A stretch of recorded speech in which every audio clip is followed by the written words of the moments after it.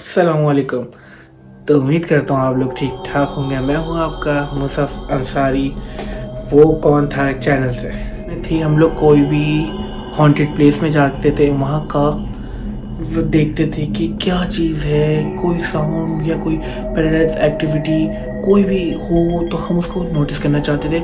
हम चाहते थे कोई ऐसी चीज़ रिकॉर्ड करें और आप लोग को दिखाएं कि जैसे बहुत से लोग बोलते हैं ऐसा कुछ नहीं होता, तो ऐसा बहुत कुछ होता है। वही चीज़ दिखाना हमारा काम है, तो हम आपको उसी चीज़ को दिखाने में लगे हुए। लेकिन कुछ ऐसी सूरत हाल सामने आई तो इस आफ्टर पे उस वीडियो को थोड़ा टाइम हम नहीं दे पा रहे क्योंकि हमारे पास जगह है, लेकिन मेरी टीम में बहुत सारे मेंबर्स मसले में आ गए क्योंकि पहली बार है हम इस वीडियो के कंटेंट में घुसे। हमने अपनी सेफ्टी को कोई ख्याल नहीं करा, हम फ़ौरन से इस वीडियो के कंटेंट में घुसे। तो यहाँ तक कि मेरे दो दोस्त बहुत ज़्यादा बीमार हैं, टीम मेंबर्स। आप उनके लिए दुआ करिएगा और इंशाअल्लाह आपको हम मिलेंगे अब नई प्लेस पर। तो अब आगे बात करते हैं। अगर आप अकेले बैठे हुए हो तो अभी किसी और के साथ जाके बैठ जाओ। ये वीडियो अकेले बैठ के नहीं देखना क्योंकि ये रियल स्टोरी पर है, ओके। तो इसलिए किसी के साथ भी हो तो एक साथ बैठना। भाई मैंने सुना था, मेरे तो रोंगटे खड़े हुए। ये मेरा एक यूज़र है जिसने अपनी आईडी मुझे डीएम करके बताया, अपनी पूरी डिटेल दी। ये इसका नाम है मोहसिन की उम्र 15 साल थी जब उसके साथ ये वाक़या पेश आया। वो अपनी जान बचा के भागा अपने पापा से। तो बेसिकली हुआ ये था कि उसके घर में थी पार्टी, मतलब फैमिली गेट टुगेदर, तब कज़न्स मिलके करते हैं पार्टी, उस तरह की एक पार्टी। उस पार्टी के बीच में हुआ ये कि मोहसिन अपने दोस्तों के साथ छत पर बैठा हुआ था और उसके अंदर एक गलत आदत थी स्मोकिंग की। तो वो स्मोकिंग करने के बहाने से बाथरूम गया अपने घर के। बाकायदा बाथरूम गया, उसको पता नहीं बाथरूम में ऐसा क्या हुआ, उसके थोड़ा सा चक्कर से आया, वो सब ये हो गया। जब वो बाथरूम से बाहर निकला तो घर की लाइट जा चुकी थी, ब्रेकर डाउन हो गया था। और वो बाथरूम से जैसे ही निकलता है लाइट नहीं, वो अपने मोबाइल की टॉर्च ढूंढता है, उसका मोबाइल भी नहीं मिलता।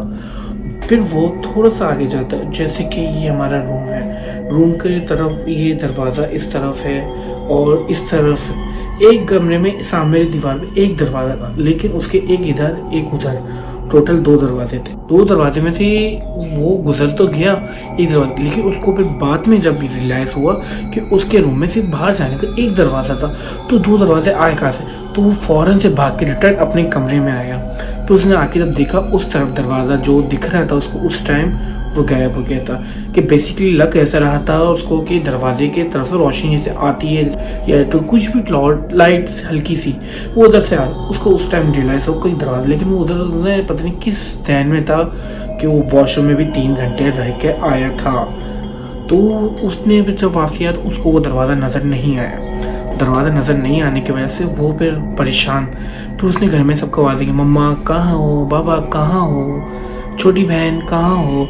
सबको उसने आवाज़ दी, कोई किसी की आवाज़ नहीं आई। उसने अपने कज़नों के नाम तक पुकारे तो कोई भी नहीं आया। उसने तो छत पे होंगे, वो छत पे जाके देखा, छत पे भी कुछ नहीं था। उसने अपना मोबाइल ढूंढा, कुछ भी ढूंढा, उसको ऐसी कोई चीज़ ना मिल सकी जो उसके आसपास रोशनी कर सके। वो टहलता हुआ, हाथ भगाता हुआ सारे के ज़रिए वो घर के बाहर की तरफ जाने लगा। तो घर के बाहर का दरवाज़ा जो कि उससे नहीं खुल रहा था, उसने बहुत कोशिश करी तो वो दरवाज़ा उससे नहीं खुला। तो ना खुलने की वजह से वो बहुत परेशान हो गया और उसने वहीं पर ही अपने घुटनों के बल गिर गया और डरने लगा। तो 15 साल की उम्र थी, लेकिन मंजर ऐसा था कि उसको रहा नहीं गया। और दूसरी चीज़ के दरवाजे की टेंशन भी उसके दिमाग में घूम रही थी, वो रोने लगा था। तो इतने में कमरे से इसकी वालिद साहब के पास ही, आ जाओ अंदर आ जाओ, ये सब अभी बाहर गए आते होंगे। तो खुशी की एक आज़ार आई, उसके मुंह पे मुस्कुराहट आई। वो भागते हुए अपने कमरे की तरफ गया। कमरे की तरफ जाने के बाद जब उसने देखा पापा की आवाज़ इस कमरे से और उस कमरे में उसके पापा नहीं थे। वो पापा नहीं थे, इसका मतलब उसको आवाज़ देने वाला फिर कौन था। बेसिकली उसको ऐसा लगा था जैसे कि वो कोई ड्रीम में है, कोई ख्वाब देख रहा हो। वो चाह रहा था मुझे कोई उठा दे, मुझे कोई उठा दे। इस ख्वाब से वो उठना चाह रहा था, लेकिन ये ख्वाब नहीं था। वो वॉशरूम में जो उसको 3 घंटे लगे, तो उसमें हुआ ऐसे कि वॉशरूम में जो स्मोकिंग कर रहा था तो उसमें हर जगह हर चीज़ होती है।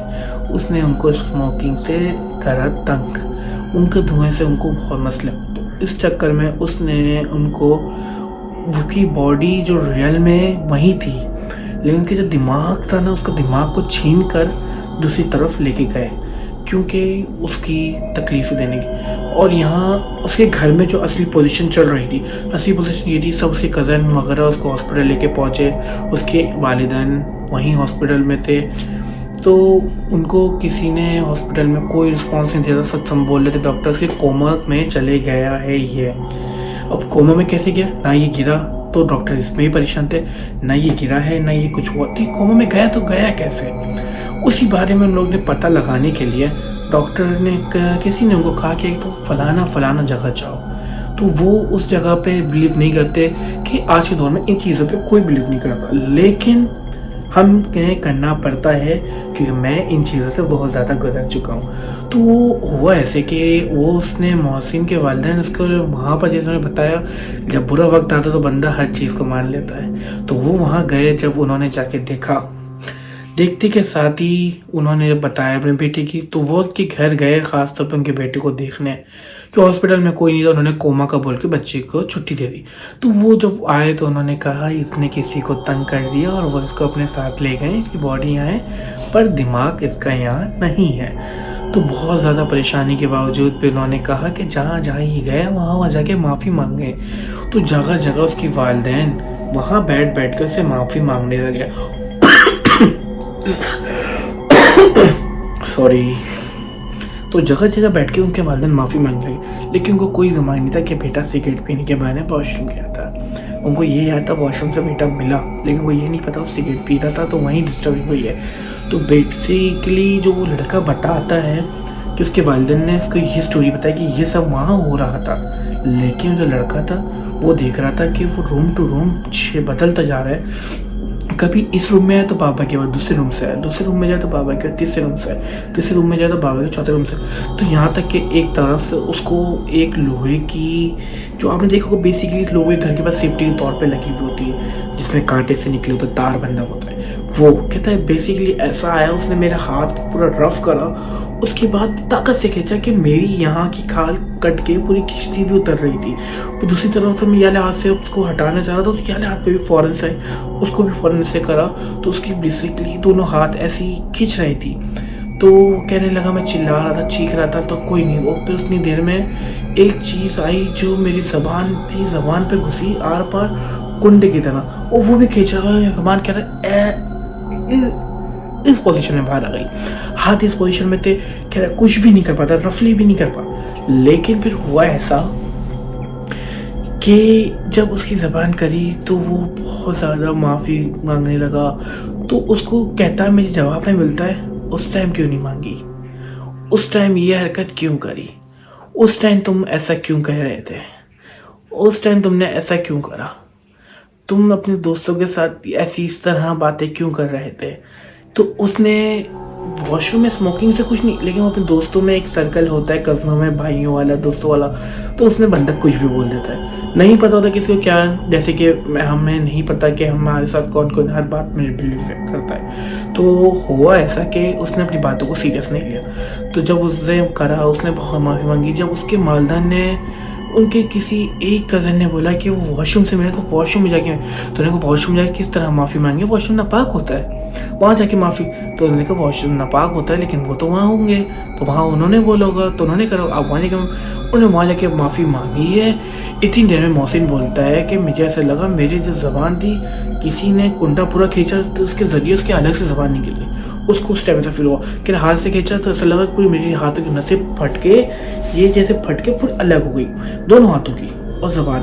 तो उसके बाद से मोहसिन होश में तो आ गया, लेकिन आज ना वो बोल सकता है, ना उसके हाथ सही काम कर सकते हैं, यहाँ तक कि वो हाथ ऊपर नीचे अप डाउन कर सकता है, और लेकिन वो कोई चीज़ पकड़ नहीं सकता। तो ये मेरे सब्सक्राइबर की कहानी है, तो बहुत खौफनाक कहानी है। बस मैं कहता हूँ अल्लाह पाक मोहसिन को शायद तंदुरुस्ती ज़िंदगी नसीब फरमाए और उसके साथ मसले मसाइल ख़त्म फरमाए। और मेरी इस वीडियो को अगर अच्छी लगे तो like, comment, subscribe and share लाजमी करिए।